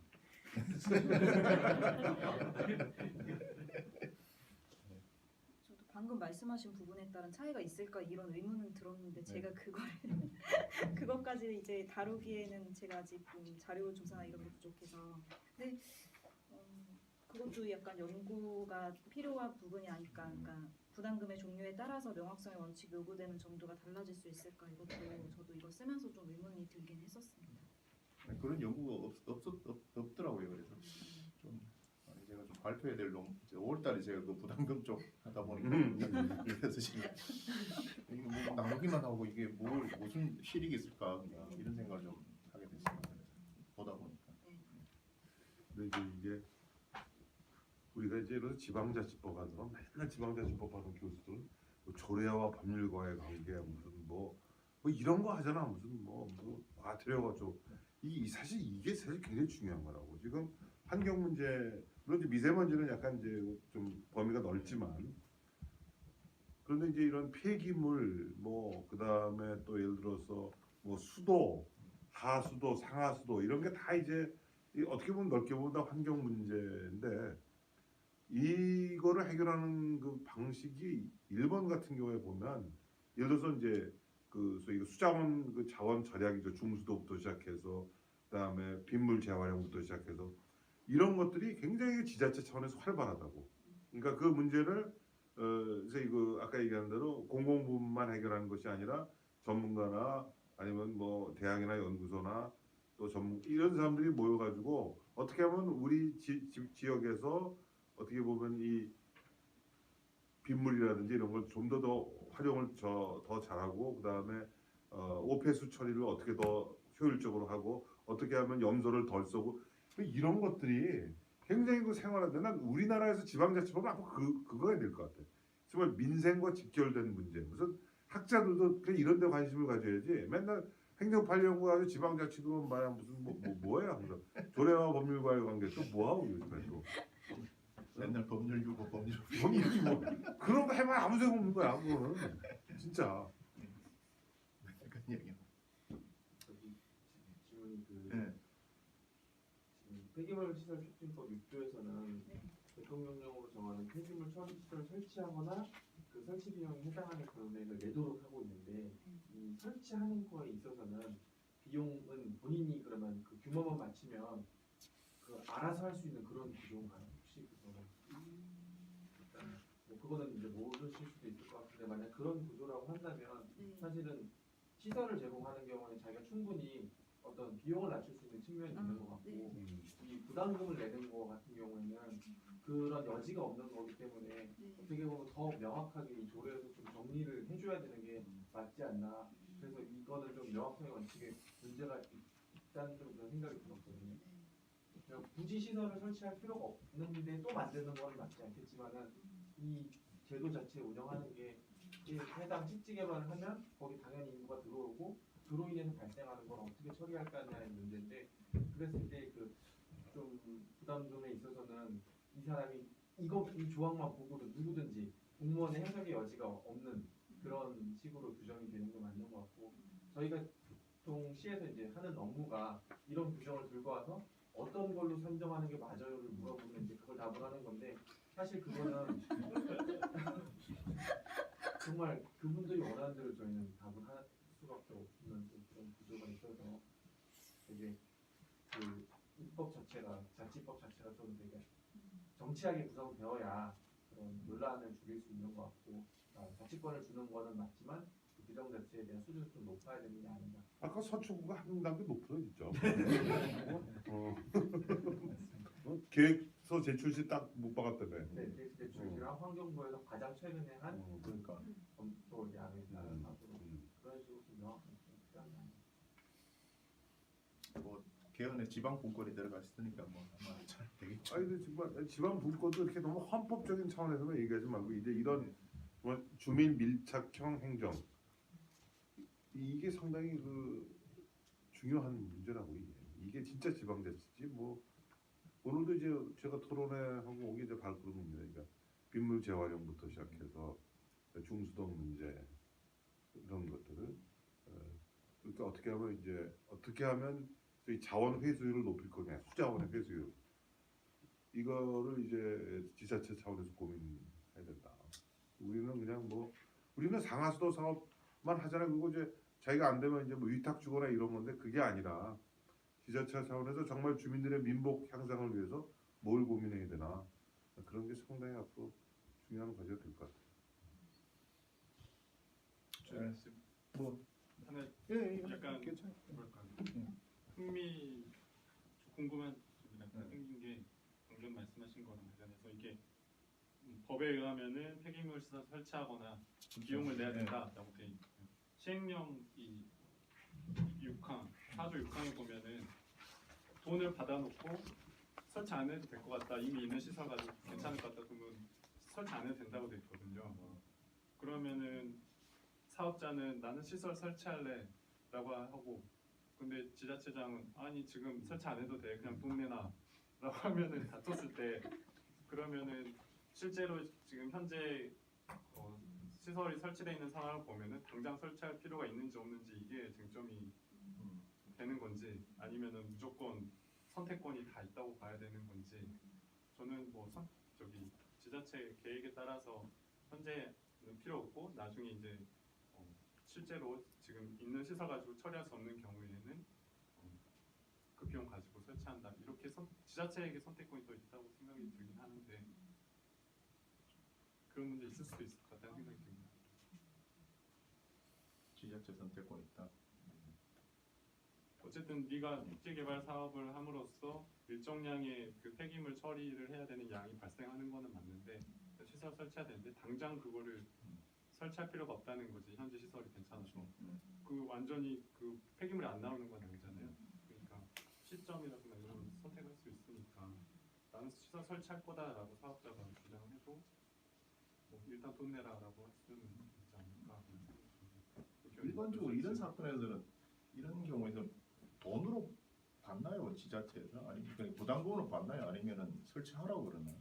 어떻게 하는 거예요 보통? 사업자가 설치 안 할 거면 돈을 내놔라 이거기 때문에 네. 그럼 결국에는 사업자는 주로 설치를 해요 그냥 시설 자체를? 보통은 부담금을 납부하지 않을 것이다. 다른 사례를 보더라도 그러다 보니까 이제 이런 분쟁이 많은 거고 말씀하신 대로 받아놓고 보니 필요가 없는 것 같다고 생각을 하면은 그러니까 저도 이 부분은 조금 자세하게는 안 봤는데 다른 시설에 사용을 하라고는 돼 있는데 이 설치할 필요가 없다는 인정은 그럼 또 어떤 기준으로 해야 되는가도 사실 좀 애매하고. 아니 왜냐면 이걸 좀 왜곡시킬 수 있을 것 같아 지자체장이 그런 뭐 재정 자립도를 높이는 방식으로 해가지고 근데 여기 정치적으로 좀 용도가 악용할 것 같다는 생각이 들어요. 용도가 써져 있는데 그 돈을 이 폐기물 시설 처리 시설 중 소각 시설, 매립 시설 이런 시설한 데만 쓸 수 있다라고 육항이 돼 있어가지고요.